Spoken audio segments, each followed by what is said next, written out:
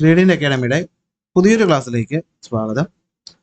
In the expansive plain എന്ന ചാപ്റ്ററിൽ നമ്മൾ ഇന്ന് പഠിക്കാൻ പോകുന്നത് നാച്ചുറൽ വെജിറ്റേഷൻ, അതുപോലെ തന്നെ നോർത്തേൺ പ്ലെയിനിൽ കാണുന്ന സോയിൽ ടൈപ്പ്, ഇങ്ങനെ രണ്ട് ടോപ്പിക്കാണ് നമ്മൾ ഇന്ന് പഠിക്കാനായിട്ട് പോകുന്നത്. അപ്പോൾ നിങ്ങൾ ആദ്യമായിട്ടാണ് നമ്മുടെ ചാനൽ കാണുന്നതെങ്കിൽ ഉറപ്പായിട്ടും എന്ത് ചെയ്യുക, ചാനൽ ഒന്ന് സബ്സ്ക്രൈബ് ചെയ്ത് സഹായിക്കുക. അതുപോലെ തന്നെ എന്തെങ്കിലും സംശയങ്ങളുണ്ടെങ്കിൽ കമൻ്റായിട്ട് ചോദിക്കാം, അല്ലെങ്കിൽ ഈ കാണുന്ന നമ്പറിൽ വാട്സാപ്പിലോ അല്ലെങ്കിൽ ടെലഗ്രാമിലോ നിങ്ങൾക്ക് മെസ്സേജ് അയച്ച് എന്ത് ചെയ്യുക, നിങ്ങളുടെ ഡൗട്ടുകൾ ക്ലിയർ ചെയ്യാവുന്നതാണ്. അതേപോലെ ഈ ചാപ്റ്ററിൻ്റെ നോട്ട് കിട്ടാനായിട്ട് ടെലഗ്രാം ചാനലിൽ ജോയിൻ ചെയ്യുക. ജോയിൻ ചെയ്ത് നിങ്ങൾക്ക് നോക്കുമ്പോൾ കാണുന്നില്ല അല്ലെങ്കിൽ എന്തെങ്കിലും പ്രശ്നങ്ങൾ ഡൗട്ട് ഉണ്ടെങ്കിൽ എന്ത് ചെയ്യാം, വാട്സാപ്പിലോ ടെലഗ്രാമിലോ മെസ്സേജ് ആയിട്ട് ചോദിക്കാവുന്നതാണ്. ഓക്കെ, അല്ലെങ്കിൽ കമൻ്റായിട്ട് ചോദിച്ചാലും മതി, ഞാൻ റിപ്ലൈ തരാം. അപ്പോൾ നമ്മൾ നാച്ചുറൽ വെജിറ്റേഷനെ പറ്റി പറയുമ്പോൾ, അതെ, നോർത്തേൺ പ്ലെയിനിലെ നാച്ചുറൽ വെജിറ്റേഷൻ എന്ന് പറയുമ്പോൾ ആദ്യം നമ്മൾ ഈ നാച്ചുറൽ വെജിറ്റേഷൻ എന്ന് പറഞ്ഞാൽ എന്താണെന്നൊരു ഐഡിയ വേണം, അല്ലേ? നാച്ചുറൽ വെജിറ്റേഷൻ എന്ന് വെച്ച് കഴിഞ്ഞാൽ ഒരു സ്ഥലത്ത് സ്വന്തമായിട്ട് വളരുന്ന കുറേ ചെടികളുണ്ടാവും. അതായത് ആരും കൊണ്ട് നടുന്നതല്ല, സ്വന്തമായിട്ട് തന്നെ അവിടെ വന്ന് അവിടെ വളർന്ന് അവിടെ പല പല വർഷങ്ങളായിട്ട് ആ പറയുന്ന കാലാവസ്ഥയ്ക്കൊക്കെ അഡാപ്റ്റ് ചെയ്ത് അവിടെ കാണുന്ന, അതായത് ഇപ്പോൾ നമ്മളൊരു സ്ഥലം പറഞ്ഞാൽ അവിടെ തനതായി ഉണ്ടാകുന്ന ചെടികളെയാണ് നമ്മൾ നാച്ചുറൽ വെജിറ്റേഷൻ എന്ന് പറയുന്നത്.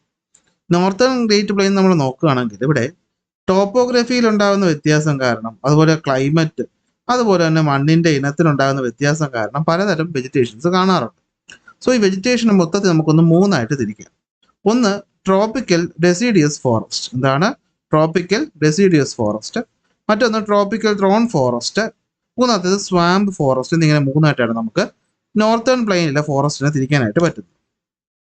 അപ്പോൾ നമുക്കിവിടെ നോക്കിക്കഴിഞ്ഞാൽ കാണാൻ പറ്റും. ഓക്കെ, ഇതാണ് ഫോറസ്റ്റ് ഏരിയ എന്ന് പറയുന്നത്. ഇതിൽ നിങ്ങൾ നോക്കിക്കഴിഞ്ഞാൽ ഈ പറയുന്ന ഈ ലൈറ്റ് ഗ്രീൻ കളറിൽ കാണുന്ന ഈ ഒരു ഭാഗമുണ്ടല്ലോ, ഈ ഭാഗമാണെന്ന് പറയുന്നത് ട്രോപ്പിക്കൽ ഡെസിഡിയസ് ഫോറസ്റ്റ് എന്ന് പറയും. എന്താണ് ഡെസിഡിയസ് ഫോറസ്റ്റ് എന്ന് പറഞ്ഞു കഴിഞ്ഞാൽ, മരങ്ങൾ ഒരു പർട്ടിക്കുലർ സീസൺ, പ്രത്യേകിച്ച് ഡ്രൈ സീസൺ, വേനൽ സമയമൊക്കെ ആകുമ്പോൾ ഇല കൊഴിക്കുന്നു. ഒരുമിച്ച് എന്ത് ചെയ്യും, എല്ലാ മരങ്ങളുടെയും ഇല കൊഴിയുമ്പോൾ അങ്ങനെയുള്ള കാടുകളാണ് നമ്മൾ എന്ത് വിളിക്കുന്നത്, ഡെസിഡിയസ് ഫോറസ്റ്റ് എന്ന് വിളിക്കുന്നത്. ഡെസിഡിയസ് ഫോറസ്റ്റിനെ വീണ്ടും നമുക്ക് എന്ത് ചെയ്യാൻ പറ്റും, രണ്ട് ഭാഗങ്ങളായിട്ട് തിരിക്കാൻ പറ്റും. ഒന്ന് ഡ്രൈ ഡെസിഡിയസ് എന്നും മറ്റൊന്ന് വെറ്റ് ഡെസിഡിയസ്. ഓക്കെ, അപ്പൊ ആദ്യം പഠിക്കേണ്ടത് എന്താണ് ഈ പറയുന്ന deciduous forest. Okay, deciduous forest എന്ന് വെച്ച് കഴിഞ്ഞാൽ എന്താണ്, ഇവിടുത്തെ മരങ്ങൾ എന്ത് ചെയ്യും, trees shed their leaves. Okay, ഈ പറയുന്ന ഇവിടുത്തെ മരങ്ങൾ എന്ത് ചെയ്യും, ഒരു പ്രത്യേക സീസണിലോ അല്ലെങ്കിൽ ഒരു പ്രത്യേക പീരീഡോ നമ്മൾ എടുക്കുമ്പോൾ ഈ സമയത്ത് എന്ത് ചെയ്യും, ഇല കൊഴിക്കുന്ന മരങ്ങളുള്ള വനത്തിനെ വിളിക്കുന്ന പേരാണ് ഡെസിഡിയസ് ഫോറസ്റ്റ് എന്ന് പറയും. ഇത് രണ്ട് തരത്തിലാണ് ഉള്ളത്. ഒന്ന് ഡ്രൈ ഡെസിഡിയസ് ഫോറസ്റ്റും മറ്റൊന്ന് വെറ്റ് ഡെസിഡിയസ് ഫോറസ്റ്റും. ഇതിൽ ഡ്രൈ എന്ന് പറഞ്ഞു കഴിഞ്ഞാൽ എന്താ ഉദ്ദേശിക്കുന്നതെന്ന് വെച്ച് കഴിഞ്ഞാൽ, ഈ ഡ്രൈ ഡെസിഡിയസ് ഫോറസ്റ്റുള്ള സ്ഥലത്ത് കിട്ടുന്ന മഴയുടെ അളവ് കുറവായിരിക്കും. ഡ്രൈ എന്ന് പറയുമ്പോൾ തന്നെ വരണ്ടത് എന്നൊരു മീനിങ് ഉണ്ടല്ലോ. അതായത് ഏതാണ്ട് 70 തൊട്ട് 100 സെന്റിമീറ്റർ വരെ മഴ കിട്ടുന്ന സ്ഥലങ്ങളിൽ കാണുന്ന ഡെസിഡിയസ് ഫോറസ്റ്റിനെയാണ് നമ്മൾ എന്തെന്ന് വിളിക്കുന്നത്, ഡ്രൈ ഡെസിഡിയസ് ഫോറസ്റ്റ് എന്ന് വിളിക്കുന്നത്. അപ്പൊ എന്തായിരിക്കും വെറ്റ് ഡെസിഡിയസ് ഫോറസ്റ്റ് എന്ന് പറഞ്ഞു കഴിഞ്ഞാൽ, അല്ലെങ്കിൽ മോയിസ്റ്റ് ഡെസിഡിയസ് എന്ന് വിളിക്കും.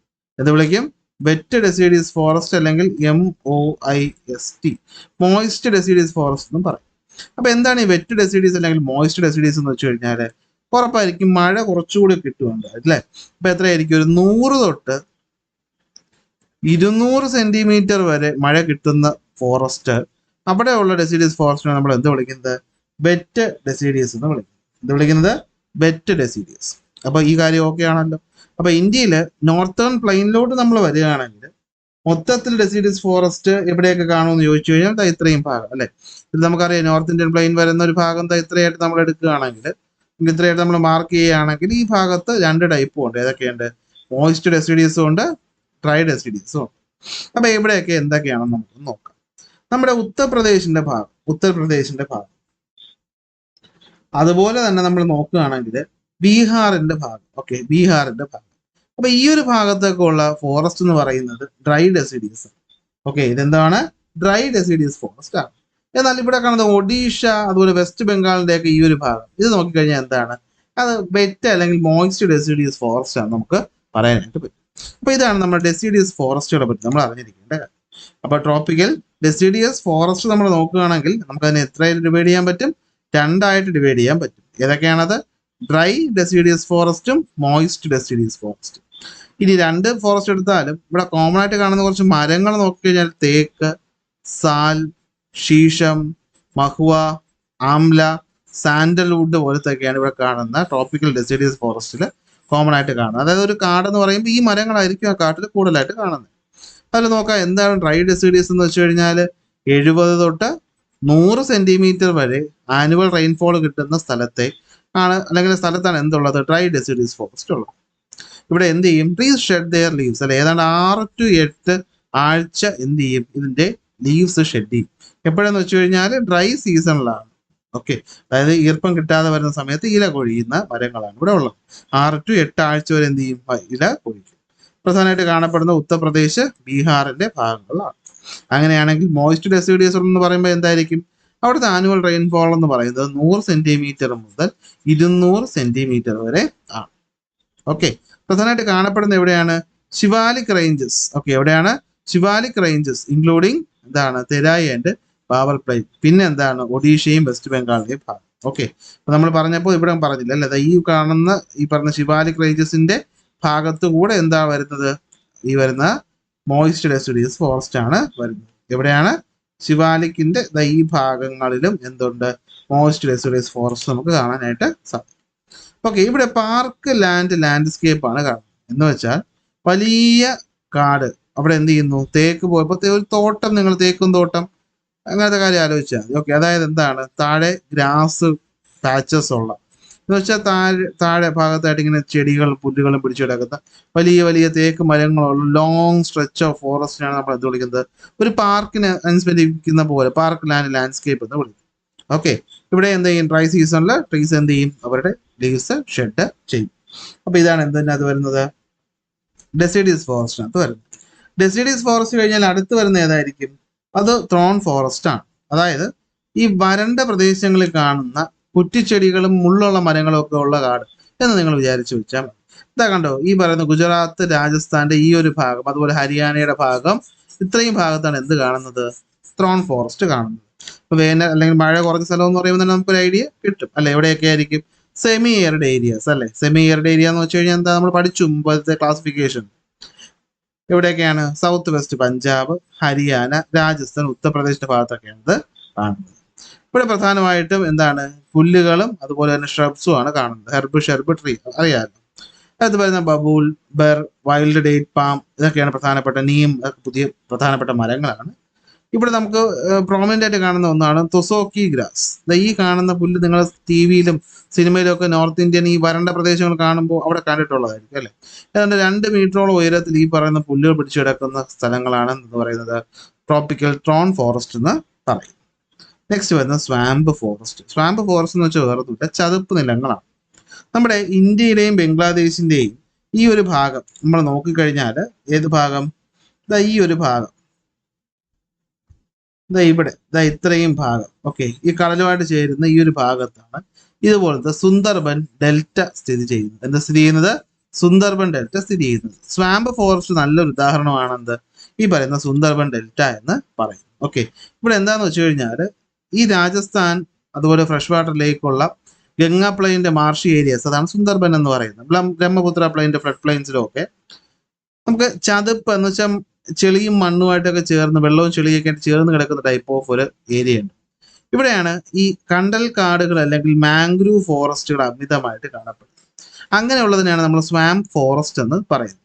ഇപ്പൊ നമ്മുടെ ഗംഗ പ്ലെയിൻ വെസ്റ്റ് ബംഗാളിന്റെ ഭാഗത്ത് നോക്കിയാൽ അവിടെ താഴെ കാണുന്നത് എന്തുണ്ട്, സുന്ദർബൻ ഡെൽറ്റ നിങ്ങൾക്ക് കാണാൻ പറ്റും. നല്ലൊരു എക്സാമ്പിൾ ആണ് ഒരു സ്വാമ്പ് ഫോറസ്റ്റ്. ഈ സുന്ദർബൻ ഡെൽറ്റാസിൽ ഫുള്ള് മാംഗ്രൂവ് അല്ലെങ്കിൽ കണ്ടൽ കാടുകളാണ്. മാത്രമല്ല നമ്മുടെ റോയൽ ബംഗാൾ ടൈഗറും ഈ ഭാഗത്ത് എന്ത് ചെയ്യുന്നുണ്ട്, കാണുന്നുണ്ട്. ഇതാണ് എന്തെന്ന് പറയുന്നത്, സ്വാമ്പ് ഫോറസ്റ്റ് എന്ന് പറയുന്നത്. അപ്പൊ 3 ടൈപ്പ് ഫോറസ്റ്റ് നമുക്കൊരു ഐഡിയ കിട്ടി. ഡെസിഡിയസ് ഫോറസ്റ്റ് 2 ടൈപ്പ്, ഡ്രൈയും മോയിസ്റ്റും. അടുത്ത ട്രോപ്പിക്കൽ ടോൺ ഫോറസ്റ്റ്, വരുന്ന പ്രദേശങ്ങളിൽ സ്വാമ്പ് ഫോറസ്റ്റ്, വെള്ളം അധികമായിട്ട് വരുന്ന പ്രദേശം. ഓക്കെ ആണോ? അങ്ങനെയാണെങ്കിൽ നമുക്ക് എന്തിലോട്ട് പോവാം, സോയിൽ ടൈപ്പിലോട്ട് പോവാം. സോയിൽ ടൈപ്പ് നോക്കിക്കഴിഞ്ഞാൽ നമുക്ക് എല്ലാ സോയിൽ ടൈപ്പിനെയും പറ്റിയിട്ട് ഇവിടെ പഠിക്കേണ്ട ആവശ്യമില്ല. നമുക്ക് കുറച്ച് സോയിൽ ടൈപ്പിനെ പറ്റി ഇവിടെ പഠിച്ചാൽ മതി. ഓക്കെ, അതായത് ഇപ്പോൾ നമ്മുടെ ഗംഗാ തീരത്ത് കാണുന്ന അലൂവിയൽ സോയിൽ കാണുന്ന ഏരിയ നമ്മൾ ഓൾറെഡി ഇതിനെ പറ്റി പറഞ്ഞിട്ടുണ്ട്. പിന്നെ ഈ റെഡ് കളറിൽ കാണുന്ന റെഡ് സോയിൽ കാണപ്പെടുന്ന ഏരിയ ചെമ്മണ്ണ്. പിന്നെ സലൈൻ സോയിൽ, അത് ഈ സുന്ദർബന്റെ ഭാഗത്തൊക്കെയാണ് ഈ സലൈൻ സോയിൽ കാണുന്നത്. പിന്നെ എയറിഡ് സോയിൽ, വരണ്ട പ്രദേശത്ത് കാണുന്ന സോയിൽ. ഇങ്ങനത്തെയാണ് പ്രധാനപ്പെട്ട എന്തെന്ന് പറയുന്നത് മണ്ണിനങ്ങളെന്ന് പറയും. ഓക്കെ, അപ്പൊ അലൂവിയൽ സോയിലുണ്ട്, റെഡ് ഉണ്ട്, സലൈൻ സോയിലുണ്ട്, എയറിഡ് സോയിലുണ്ട്, പീച്ച് സോയിലുണ്ട്. പീച്ച് സോയിൽ എന്താണെന്ന് ഞാൻ പിന്നെ പറഞ്ഞത്. നോക്കാം. അലൂവിയൽ സോയിൽ വീണ്ടും വിശദീകരിക്കേണ്ട ഒരു ആവശ്യമുണ്ടെന്ന് എനിക്ക് തോന്നുന്നില്ല. നോർത്ത് ഇന്ത്യൻ പ്ലെയിനിൽ ഏറ്റവും കൂടുതൽ കാണുന്ന ഏതാണ്? അലൂവിയൽ സോയിലാണ് അല്ലെ. അല്ലെ സാൻഡി ലോമീറ്റു, അതായത് മണൽ പോലെ തരിയായിട്ടോട്ട് ചെളി പോലത്തെ ടെക്സ്ചറിലാണ് ഈ അലൂവിയൽ സോയിൽ കാണപ്പെടുന്നത്. എവിടെയൊക്കെയാണ് കാണപ്പെടുന്നത്? നമ്മുടെ നോർത്ത് ഇന്ത്യൻ പ്ലെയിനിൽ മുക്കാലും ഇതും ഉണ്ട്. അതായത് രാജസ്ഥാന്റെ ഭാഗത്ത് നോക്കിയാൽ അവിടെയും ചെറിയൊരു ലിമിറ്റഡ് ഏരിയയിൽ എന്തുണ്ട്?